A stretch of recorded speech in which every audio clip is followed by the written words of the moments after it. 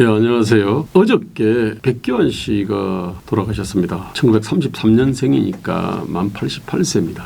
그 국민의힘의 그 김은혜 대변인이 구두 논평을 냈네요. 내용이 뭐냐면 고인은 모진 억압에도 굴하지 않고 한평생 오로지 이 나라의 민주주의와 국민의 인권을 위해 헌신하셨다. 지금 우리가 누리고 있는 평등한 세상 또한 고인의 덕분이라 해도 과언이 아닐 것이다. 진정한 진보란 어떤 길을 가야 하는지 지금도 어영차지고 일어나는 대지의 싹처럼 생명의 존엄, 정의와 공정의 가치를 일깨워 주실 듯하다. 그러면서 이제 국민의힘은 국민이 주인되는 더 나은 세상을 열망했던 고인의 뜻을 가슴 깊이 되새기며 주어진 소명에 더욱 충실히 임하겠다. 덕담이죠. 저는 진보 보수를 떠나가지고요. 그 고인의 어떤 빛과 그늘이 있으면은 돌아가셨다 그러면은 빛에 좀 주막을 갖다가 해주면 참 좋을 것 같아요. 그런데 백선엽 장군이 돌아가셨을 때 뭐라 그랬죠? 이분들? 자, 그 다음에요. 이명박 박근혜 두 전직 대통령 그 중형 선고가 확정됐을 때 그때 이제 작년 12월 15일 날 김종인 위원장이 논평을 냈습니다. 이 논평 내용은 이랬습니다. 두 전직 대통령의 가오에는 정경유착의 어두운 그림자가 짙게 깔려 있습니다. 특정한 기업과 결탁하여 부당한 이익을 취하거나 경영선계 과정의 편의를 봐준 혐의 등이 있습니다.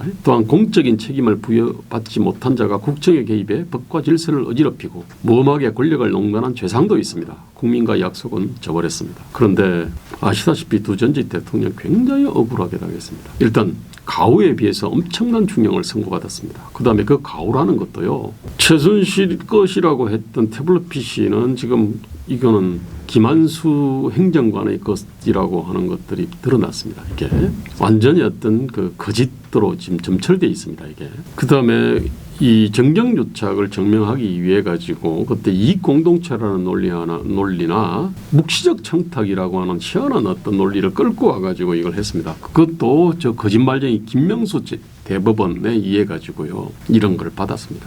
그럼 여기에 대해 가지고 억울하다는 얘기도 해줄 수 있는 겁니다. 이게 근데 그 얘기 안 했거든요. 오로지 공소장의 논리 있잖아요. 저쪽의 어떤 검사의 어떤 논리, 저쪽 정권의 논리입니다. 이게 문정권의 논리 그걸 그냥 그대로 수용을 했단 말입니다. 현저하게 좀 형평이 어긋나 있습니다. 그런데 저는 왜 이럴까 이 근원을 좀 생각을 해봤습니다.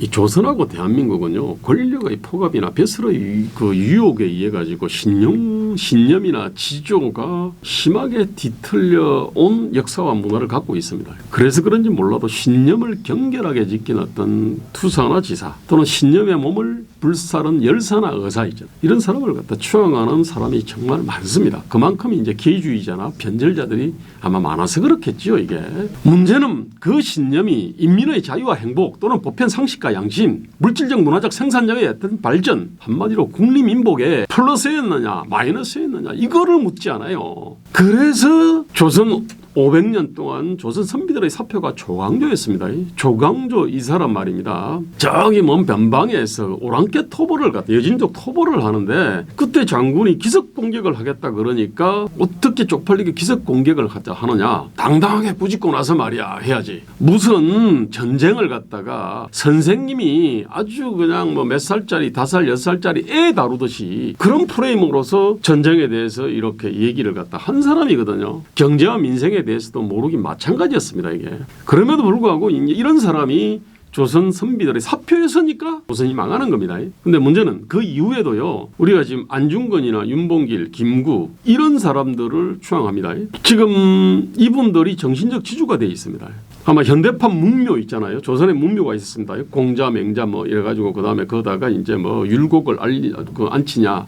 조광조를 안치냐 송시열을 갖다가 안치냐 마냐 이런 거를 가지고 그냥 서로 당쟁을 했는데 어쨌든 현대판 문묘가 있습니다. 그게 이제 노무현의 묘 그다음에 전태일이 묻혀 있고 백기환이 들어가려고 하는 마성모란공원 이런 데입니다. 이게 그다음 5.18이죠. 이게 5.18 묘지죠. 현대판 문묘에다가 그다가 이제 장준하 전태일 노무현 백기환 그다음에 5.18에 이 전사자들 뭐 이런 사람 희생자들 아마 이런 사람들을 갖다 넣으려 그럴 겁니다. 이게 아마 이석기 씨 같은 사람은요 아마 신념의 투사는 원래 비전향한 장기수를 일컫는 이름입니다. 북한에서는 그렇게 부릅니다. 그 비전향 장기수를 아마 집어넣으려 그럴 겁니다. 북한은 아예 그냥 혁명과 통일에 대한 기여를 중심으로 혁명 열사령이나 애국지사령을 갖다가 만들어 놨습니다. 그게 이제 그 속의 정신적 지주입니다. 자, 냉정하게 생각해 봅시다. 국민의 자유와 행복이나 국민민복의 정진, 물질적 문화적 생산적인 발전의 관점에서 본다 그러면 당군 일에 최고의 기여자는 이승만과 박정희, 그다음에 이병철과 정주영 아닙니까? 근데 이런 사람들을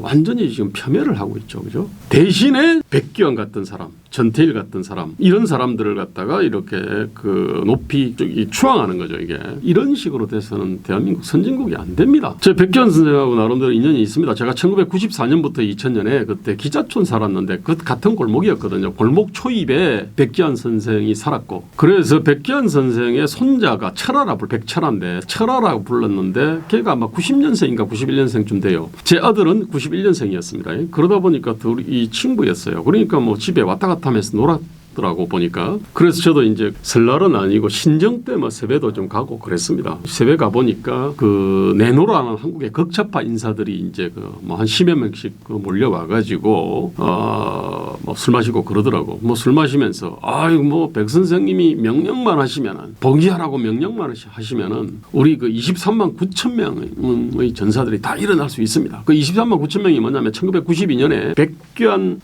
씨가 대선 후보로 나왔을 때 그때 이제 받은 득표수입니다. 이게 그런 황당한 얘기들을 갖다 하더라고요. 그리고 그 이후에 이제 이분이 한진중공업, 쌍용자동차, 유성기업, 밀양송전탑 반대, 현대차 비정규직, 정규직화 뭐 이런 문제 터지면은 희망버스라는 게 떴는데 그 희망버스 항상 앞자리에 앉았습니다. 이게 아마 이분은 노동운동 했다는 게 아마 그런 걸 겁니다. 이게 저는 백기환 선생은 민중예술이나 민족문화의 보고라고 평가하는데 뭐 그건 이제 일리 있다고 생각합니다.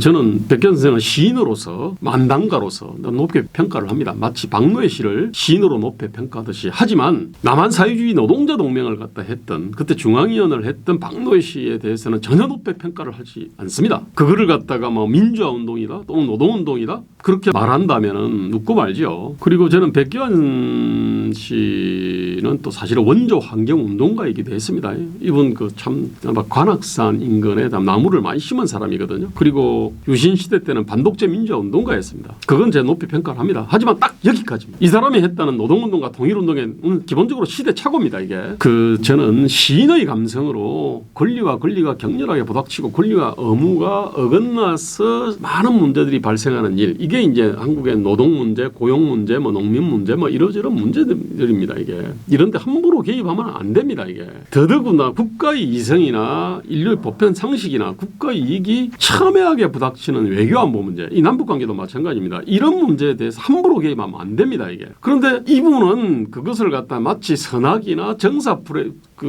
프레임으로 그렇게 재단을 갖다가 했지 않습니까?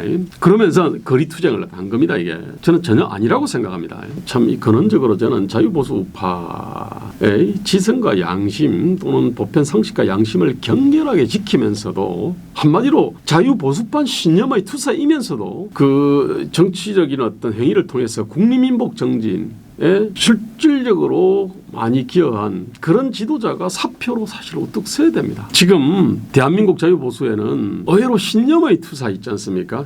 실질적으로 좋은 결과를 갖다가 만들어낸 사람은 많이 있는데 그 나름대로 신념의 투사들이 있지 않습니까? 그 사람들이 정말로 드뭅니다. 이게. 자 그러다 근데 이제 저쪽이 진보 좌파에는 실질적인 결과 있지 않습니까? 결과는 정말로 야만을 갖다가 초래하는 데가 많습니다. 근데 북한 조선노동당들이 김일성을 비롯한 조선노동당이 그렇잖아요. 나름대로 신념의 투사입니다. 공산주의 신념 투사입니다. 그런데 인간 생지옥을 만들었잖아요. 근데 지금 진보 좌파에는요. 신념의 투사들은 그야말로 그냥 수천 수만 명이 있어요. 그런데 국민민복의 정진이라는 관점이나 인류 보편 지성과 양심의 관점이나 물질적 문화적 생산력의 관점에서는 완전히 꽝입니다. 마이너스입니다. 이게. 근데 그럼에도 불구하고 그 사람들의 어떤 동기 그거를 갖다 존중을 해주는 거거든요. 반면에 보수 자유 우파 쪽은 신념의 투사는 없지만은 그래도 이제 인류 어떤 보편 지성과 양심을 쫓아가지고 시장 원리라든지 어떤 이 국제 어떤 역학이나 이걸 쫓아가지고 엄청난 성과를 갖다가 만들어냈잖아요. 그게 대한민국입니다, 이게. 근데 이걸 존중할 줄 몰라요. 자, 그래서 저는 정주재 대표와 저는 자유보수파 신념의 투사가 되려고 합니다. 그 다음에 올바른 어떤 그 국가 비전과 정책으로 북미민복을 크게 정진시키고 싶습니다. 또 그런 지도자로